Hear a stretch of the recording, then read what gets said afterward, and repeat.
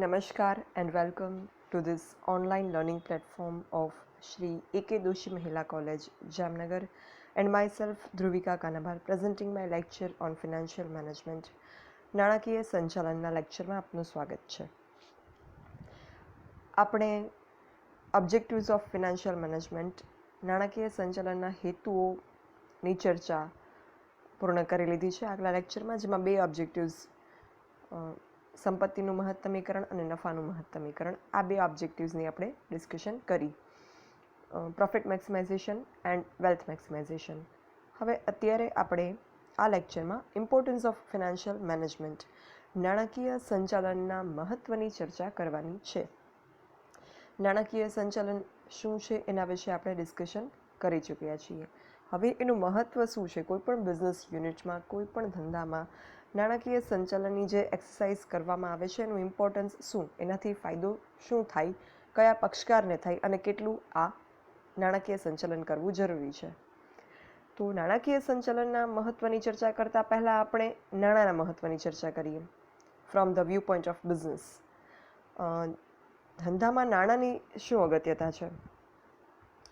તો આપણે જો બિઝનેસના સ્થાપનાથી વિચારીએ, ધંધાની સ્થાપના અને એ અંગે જે છે તમે CLમાં ફર્સ્ટ યરમાં ભણી ચૂક્યા છો. કઈ રીતે જે છે એ શેર બહાર પાડવામાં આવે, લઘુત્તમ ભરણું જે છે એ પૂરું થાય એ જોવામાં આવે એ બધું. તો જો આપણે કોઈ પણ ઉદ્યોગ ધંધા બિઝનેસની સ્થાપનાની વાત કરીએ, એસ્ટાબ્લિશમેન્ટ ઓફ બિઝનેસ, તો ત્યારથી નાણાંની જરૂરિયાત જે છે એ ઊભી થાય. પછી ઉદ્યોગ ધંધાની સ્થાપના કર્યા પછી એ શરૂ થાય બિઝનેસ, પછી એક પોઈન્ટ ઉપર એનું જ્યારે વિસ્તરણ કરવાનું થાય, એક્સપાન્શન ઓફ બિઝનેસ જ્યારે કરવાનું થાય, ત્યારે પણ નાણાંની જરૂર પડશે, ત્યારે પણ ફિનાન્સની જરૂર પડશે. એ સિવાય બિઝનેસમાં કંઈ પણ ઇનોવેશન કરવું હોય, નવીનીકરણ કરવું હોય, બિકોઝ બિઝનેસને કે જે કોઈ પ્રોડક્ટ મેન્યુફેક્ચર થતી હશે બિઝનેસમાં, એને જો કરંટ માર્કેટમાં સસ્ટેન થવું હશે તો નવીનીકરણ કરવું પડશે, ઇનોવેશન્સ કરવા પડશે. તો આ માટે પણ નાણાંની જરૂર પડશે. એ સિવાય ઘણી વખત જે છે એ ધંધાની પુનર્રચના કરવામાં આવતી હોય છે, તો આ કરવા માટે પણ જે છે એ નાણાંની જરૂર પડશે. એમ બિઝનેસમાં જે છે એ નાણાંની જરૂર દરેક તબક્કે પડે છે, અનિવાર્ય છે નાણું જે છે એ, એમ કહી શકાય. ગમે એવી સારી બિઝનેસ પ્લાન સારો હોય, સારી ઔદ્યોગિક યોજના હોય, એના માટેના અનુકૂળ સંજોગો પણ હોય, મતલબ કે એ જે બિઝનેસ પ્લાન છે એ એક્ઝિક્યુટ કરશું તો એ સક્સેસ જશે, એના સંજોગ પણ અનુકૂળ હોય.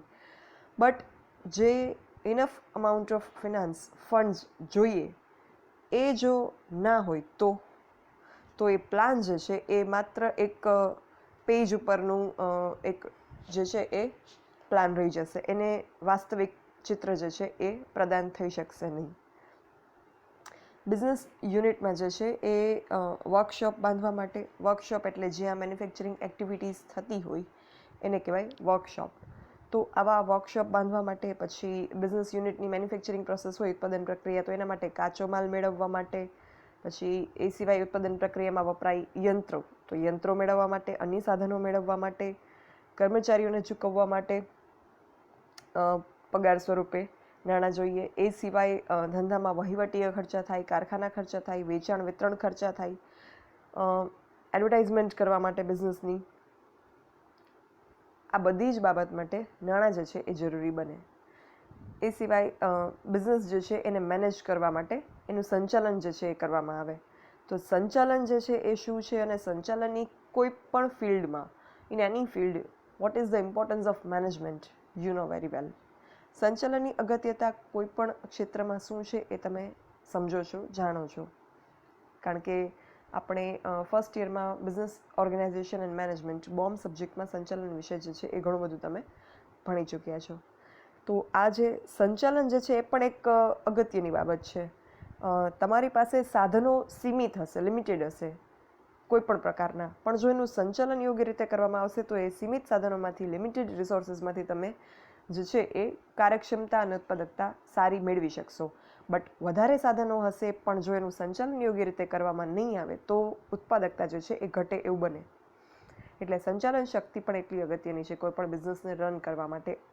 આ સંચાલન શક્તિ મેળવવા માટે પણ નાણાં જોઈશે. કારણ કે સંચાલકો જે હશે એમને પણ નાણાંની ચૂકવણી કરવી પડશે એમની સેવાઓ, સંચાલકીય સેવાઓના બદલામાં.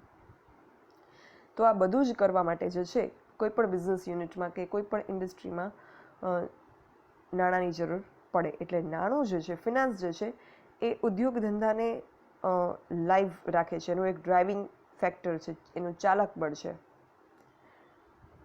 અને આ નાણાંનું આપણે આ બધી વાત કરી કે બિઝનેસ રન કરવા માટે નાણાંની આ બધી ઉપયોગિતા છે ને, એ સિવાય જે છે એ કોઈ પણ સારી બિઝનેસ પ્લાનને રિયલ પ્લાનમાં કન્વર્ટ કરી શકાય નહીં. બટ એવું પણ નથી કે માત્ર નાણાં જે છે એની ઉપલબ્ધિ જ બધું છે. નાણાં હોવાથી કે ફિનાન્સ હોવાથી બધું જ થઈ જાય એવું પણ નથી.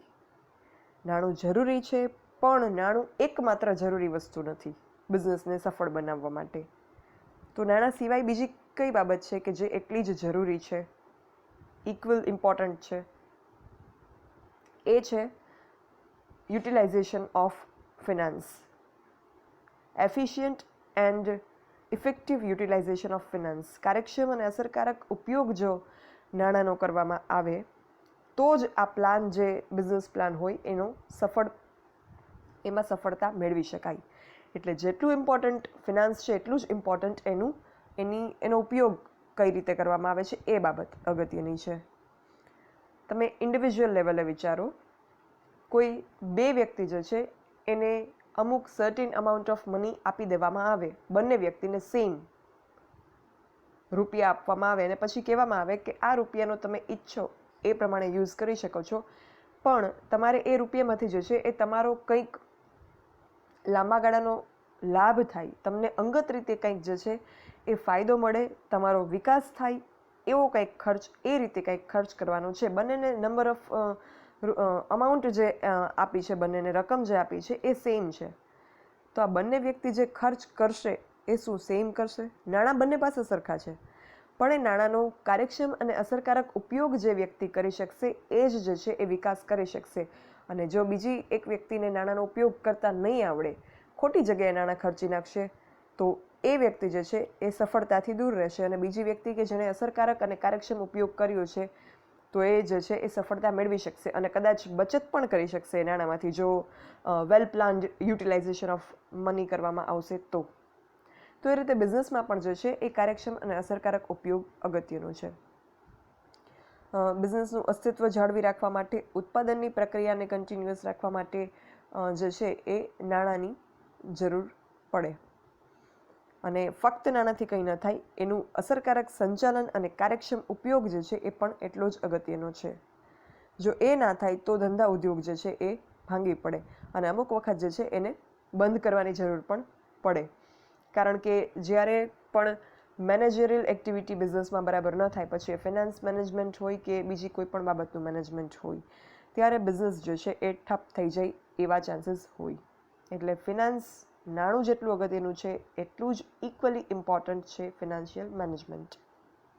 આ બંને જો સફળતાપૂર્વક કાર્યક્ષમ રીતે કરવામાં આવશે બિઝનેસ યુનિટમાં, તો બિઝનેસ જે છે એ સર્વોચ્ચ શિખરો સફળતાના સર કરી શકે એમ કહી શકાય. તો હવે આપણે જોઈએ કે નાણાકીય સંચાલનનું મહત્વ જે છે એ કયા કયા વ્યૂ પોઈન્ટથી જોવામાં આવે છે, કઈ કઈ દ્રષ્ટિએ નાણાકીય સંચાલનનું મહત્વ જે છે એને આપણે કેટેગરાઇઝ કરી શકીએ. તો ફર્સ્ટ છે રાષ્ટ્રીય વિકાસ અને સમૃદ્ધિની દ્રષ્ટિએ, from the view point of national development and growth.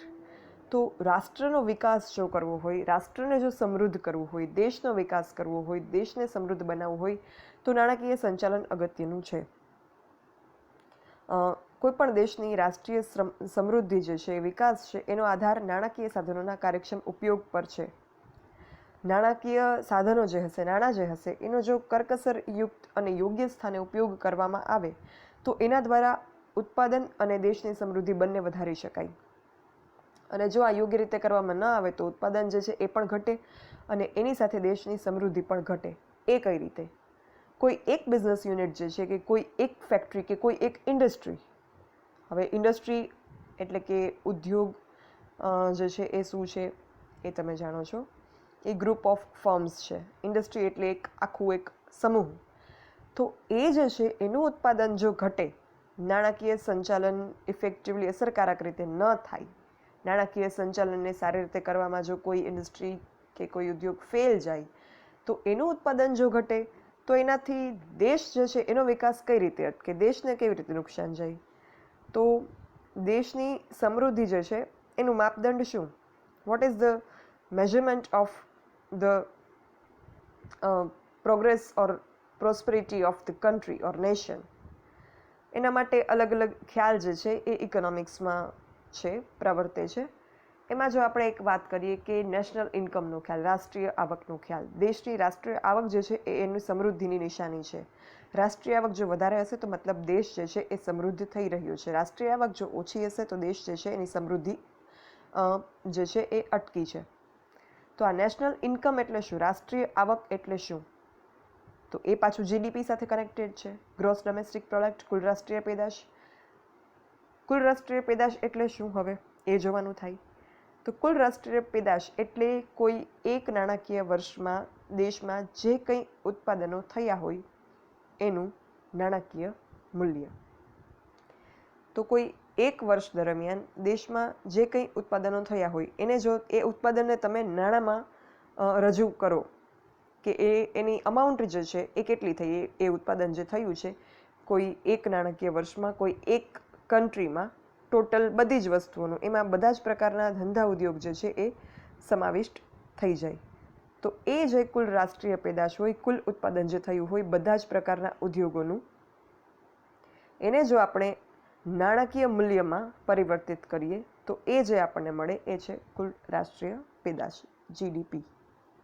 અને એની જે નાણાકીય મૂલ્ય છે કે આટલા રૂપિયાનો વસ્તુ, આટલા રૂપિયાના ગુડ્સ એન્ડ સર્વિસીસ, આટલા રૂપિયાની વસ્તુઓ અને સેવાઓ જે છે એ પ્રોડ્યુસ થયા છે by this country during a financial year. તો એ નાણાકીય મૂલ્ય એટલે નેશનલ ઇન્કમ. એટલે નેશનલ ઇન્કમ જે છે એ net result of economic activities of any country છે. કોઈ એક દેશનું આર્થિક પ્રવૃત્તિઓનું એક પરિણામ એટલે નેશનલ ઇન્કમ. એને જે છે એ in terms of money indicate કરવામાં આવે છે. નાણાંમાં એને જે છે એ દર્શાવવામાં આવે છે. તો જો કોઈ એક ઇન્ડસ્ટ્રીનું ઉત્પાદન ઘટશે તો જે કુલ રાષ્ટ્રીય પેદાશ દેશની છે, ગ્રોસ ડોમેસ્ટિક પ્રોડક્ટની જે ગણતરી છે એમાં એનું જે કન્ટ્રીબ્યુશન હશે એના ઉત્પાદનનું એ ઇન્ડસ્ટ્રીના, એ ઘટશે. એટલે એ ઇન્ડસ્ટ્રીના ઉત્પાદનનું જે કન્ટ્રીબ્યુશન હશે જીડીપીમાં, કુલ જીડીપીમાં, એ ઘટશે એટલે નેશનલ ઇન્કમ પણ એટલી ઘટશે. અને નેશનલ ઇન્કમ એટલી ઘટશે એટલે દેશ જે છે એની સમૃદ્ધિ જે છે એ ઘટી, એ વસ્તુ ધ્યાનમાં આવશે. તો આ રીતે જે છે એ કોઈ ઇન્ડસ્ટ્રીનું ઉત્પાદન ઘટે એનાથી દેશની સમૃદ્ધિ પણ ઘટે, અને જો કોઈ ઇન્ડસ્ટ્રીનું ઉત્પાદન વધે તો એનાથી દેશની સમૃદ્ધિ પણ વધારી શકાય. અને ઇન્ડસ્ટ્રીનું ઉત્પાદન કઈ રીતે વધારી શકાય? તો એ અસરકારક અને કાર્યક્ષમ નાણાકીય સંચાલન દ્વારા. તો હવે તમને સમજાયું કે નાણાકીય સંચાલનનું મહત્વ જે છે એ કેટલું છે રાષ્ટ્રીય વિકાસ અને સમૃદ્ધિની દૃષ્ટિએ. દેશનું મોટાભાગનું નાણું જે છે એ ઉદ્યોગ ધંધા અને કંપનીઓમાં રોકાતું હોય છે, અને એની સફળતા જે છે એટલે દેશના નાણાકીય સાધનોનો સદુપયોગ અને અસરકારક ઉપયોગ. નેક્સ્ટ જોઈએ સેકન્ડ, નાણાકીય સંચાલનનું મહત્વ સામાજિક દૃષ્ટિએ, from the social view point. સમાજ એટલે શું? What is society? તો એના માટે પણ આન્સર જો આપવો હોય ને તો અલગ અલગ સબ્જેક્ટમાં એનો આન્સર અલગ અલગ આવે. તમે સોશિયોલોજીની લેંગ્વેજમાં સમાજ એટલે શું પૂછો તો એનો જવાબ અલગ હોય. પણ આપણે અહીંયા વાત કરીએ કોમર્સની લેંગ્વેજમાં તો સમાજ એટલે શું? બિઝનેસની લેંગ્વેજમાં વાત કરીએ આપણે તો વોટ ઇઝ સોસાયટી? તો અહીંયા સોસાયટી એટલે સમાજના એવા વર્ગો કે જે ભેગા મળી અને બિઝનેસ ઉદ્યોગને ઊભા કરવામાં, શરૂ કરવામાં, એનો વિકાસ અને વૃદ્ધિ થવામાં, એની પ્રગતિ થવામાં પોતાનો કન્ટ્રીબ્યુશન આપે છે, ફાળો આપે છે, એક યા બીજી રીતે, ડાયરેક્ટ ઓર ઇનડાયરેક્ટ વેમાં, પ્રત્યક્ષ કે પરોક્ષ રીતે. એટલે સમાજ.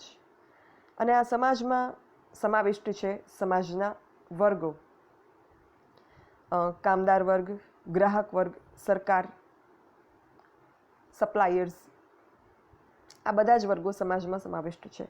તો ધંધાની સફળતા અને નિષ્ફળતા જે છે એ આ વર્ગો જે છે એમનું એમાં મહત્વનું સ્થાન છે.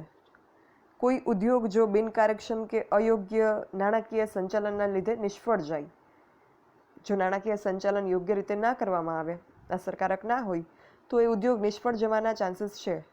તો જો એ ઉદ્યોગ નિષ્ફળ જશે તો એના પ્રત્યાઘાતો શું આવશે? તો એના કારણે જે છે એ રોકાણકાર જેમણે એ ઉદ્યોગમાં પોતાની મૂડી રોકી છે એ પોતાની અમૂલ્ય બચત, પોતાના સેવિંગ્સ ગુમાવશે. એ રોકાણકાર ઇન્ડિવિજ્યુઅલ બિઝનેસમેન પણ હોઈ શકે, ઓન્ટરપ્રિન્યોર પણ હોઈ શકે, કે પછી શેરહોલ્ડર્સ પણ હોઈ શકે. કોઈ કંપની જે છે એ ખોટમાં જાય તો એના શેરહોલ્ડર્સે પોતાના શેરના ભાવ એના ગગડી જાય, એટલે એને આર્થિક નુકસાન ભોગવવું પડે. એટલે નાણાકીય સંચાલન કરવાથી માત્ર એક બિઝનેસને ફાયદો નથી થતો, એની સાથે સમાજના જે કોઈ પક્ષકાર જોડાયેલા છે એને પણ ફાયદો થાય છે અને સાથે નુકસાન પણ એને જ થાય છે જો નાણાકીય સંચાલન ફેલ જાય કોઈ બિઝનેસ યુનિટમાં તો. એ સિવાય કામદારો, તો કામદારોએ મહામહેનતે જે રોજગારી મેળવી હોય છે એ રોજગારી ગુમાવે. કોઈ બિઝનેસ જો બંધ થાય, નાણાકીય સંચાલન યોગ્ય રીતે કરવામાં ના આવે એટલે બિઝનેસ યુનિટને બંધ કરવાની જરૂરિયાત ઉપસ્થિત થાય, તો એવા સંજોગોમાં કામદારોની રોજગારી જે છે એ છીનવાઈ જાય છે, એટલે એ ગુમાવે છે. તો એક સામાજિક દ્રષ્ટિએ નાણાકીય સંચાલન યોગ્ય રીતે ન થવાથી આ સમાજના એક પક્ષકારને નુકસાન થયું. એ સિવાય સરકારને શું ફાયદો કોઈ પણ બિઝનેસમાંથી? તો કોઈ પણ બિઝનેસ જે છે એ પોતાની આવકમાંથી જે એનો ટેક્સેબલ ઇન્કમ હોય, જે કરપાત્ર આવક હોય, એના ઉપર કરવેરા ટેક્સ જે છે એ સરકારને ચૂકવે છે. કોઈ પણ બિઝનેસ ગવર્મેન્ટને ટેક્સીસ પે કરે છે. તો જો કોઈ બિઝનેસમાં નાણાકીય સંચાલન યોગ્ય રીતે કરવામાં નહીં આવે એટલે બિઝનેસમાં ખોટ જશે, તો સરકાર જે છે એના કરવેરા ગુમાવશે. એ સિવાય નેશન એને શું લોસ જાય જો બિઝનેસ બરાબર ના ચાલે, નાણાકીય સંચાલન યોગ્ય ના થાય અને બિઝનેસ બરાબર ના ચાલે કે ખોટ કરે, તો એનું ઉત્પાદન જે ધંધાનું હશે એ ઘટશે અથવા તો ઓછું થશે. તો એનાથી દેશ જે છે એ પોતાનું ઉત્પાદન ગુમાવશે. દેશ ઉત્પાદન ગુમાવશે મતલબ કે જીડીપીમાં એનું કન્ટ્રીબ્યુશન એ બિઝનેસનું જે છે એ દેશને ગુમાવવું પડશે.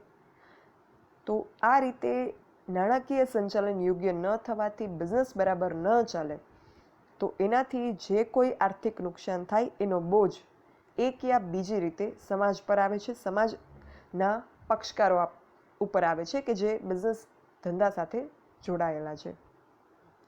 એટલે સમાજની જો એકધારી આગેકૂચ કરવી હોય, સમાજને જો વિકસિત બનાવવો હોય, દેશને જો વિકસિત બનાવવો હોય તો નાણાકીય સંચાલન જે છે એ કોઈ પણ બિઝનેસમાં યોગ્ય રીતે થવું જોઈએ. નહીં તો એ સમાજની સમૃદ્ધિ જે છે એ ઘટાડે છે. રોજગારીનું સ્તર નીચું આવે, જીડીપી નીચી આવે, કરવેરા ઓછા સરકારને મળે. કરવેરા ઓછા મળે એટલે સરકાર જે કંઈ યોજનાઓ જાહેર જનતા માટે ખુલ્લી મૂકે છે, જે દેશના લોકો માટે જે કંઈ કરે છે સરકાર, એના માટે એની પાસે આર્થિક સ્ત્રોત ઘટી જશે કરવેરા નહીં મળે એટલે જ કહેવામાં આવે છે ને કે अपने टैक्सेस जो है वो સમયસર પે કીજીએ. તો જો એ ટેક્સ નહીં મળે, રોજગારી ઘટશે, ઉત્પાદન ઘટશે, જીડીપી ઘટશે, તો એના કારણે સમાજ જે છે એનું સ્તર નીચું આવશે, સમાજનો વિકાસ અવરોધાશે. એટલે નાણાકીય સંચાલન જે છે એ સમાજની સમૃદ્ધિ માટે અગત્યનું છે.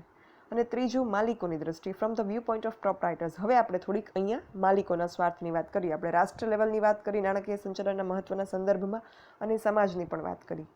માલિકો જે છે એમને તો ડેફિનેટલી બિઝનેસમાં સંચાલન નાણાકીય યોગ્ય રીતે ન થાય એટલે બિઝનેસને નુકસાન જાય તો બિઝનેસ સાથે સૌથી ઇમિડિયેટલી જોડાયેલો પક્ષકાર એટલે માલિકો.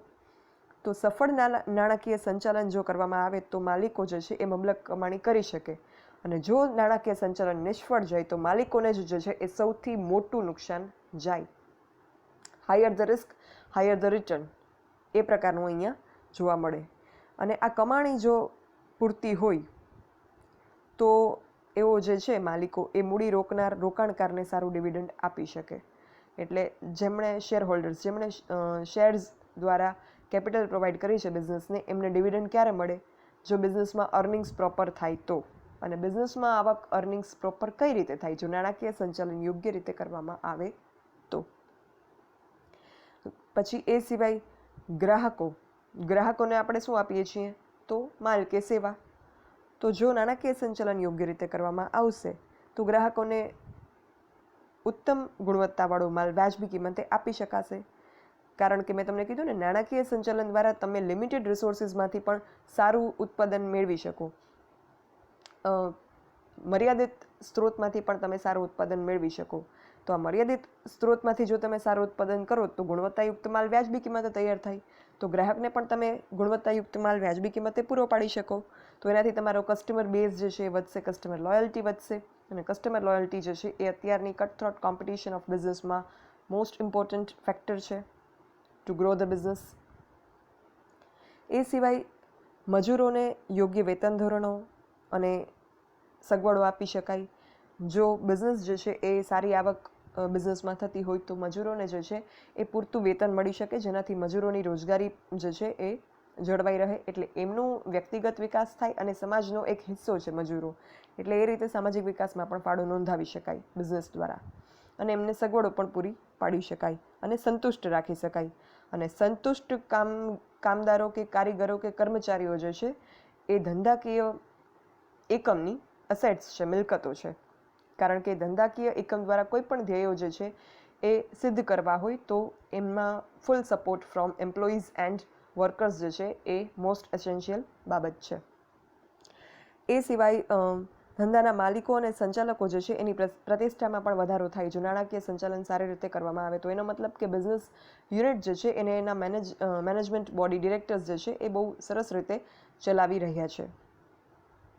તો ઇન શોર્ટ, કાર્યક્ષમ નાણાકીય સંચાલન કરવામાં આવે તો માલિકો જે છે એ ધંધાકીય સાહસને સમૃદ્ધ અને સદ્ધર બનાવી શકે.